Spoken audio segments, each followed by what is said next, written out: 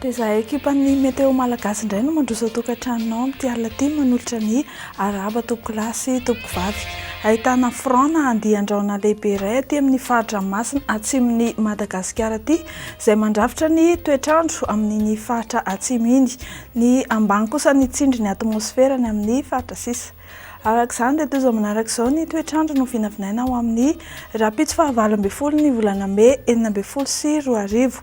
Anorana tandrifin-drahona malefaka faritra Vatovavy Fitondrana sy Atsimo Atsinanana. Olalovandrahona kosa ny tapany atsimon'ny Madagasikara tahak'izay koa faritra Atsimo Atsinanana sy Analanjoroa fa ifandimby ny rahona sy masoandro amin'ny faritra sisa. Ho mafimafy ny fitsokan'ny rivotra amin'ny morontsiraka atsimo andrefan'ny Madagasikara. Ho amin'ny rapitso tolakandro dia mbola hitoy ny orana fa somary alefaka izany ny amin'ny faritra Vatovavy Fitondrana Atsimo Atsinanana ary Taolagnaro. Andrahona kosa ny andro faritany Antananarivo teo aloha ny faritra Vatovavy Fitondrana Atsimo Atsinanana sy ny faritra Atsimo Andrefaniny ary ifandimby ny rahona sy masoandro ny amin'ny faritra sisa. Ny maripana no vinavinaina ho amin'ny rapitso tontolo andro dia tsy dia nisy fihetsehany firy nanorina tamin'ny androany. 12 degré Celsius izao ny ambany indrindra hitantsika ny vakina Karatrany, 14 ny aty amin'ny faritany Antananarivo teo aloha ary ny morontsiraka Atsinanana sy Andrefana mandina 17 hatramin'ny 20 degré Celsius.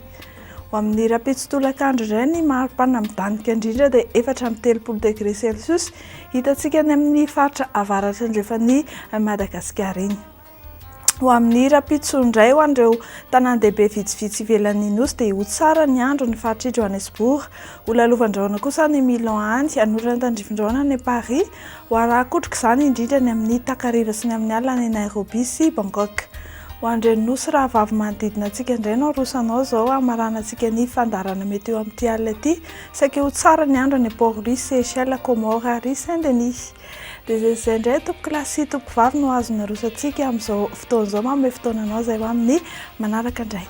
Veloma tompoko.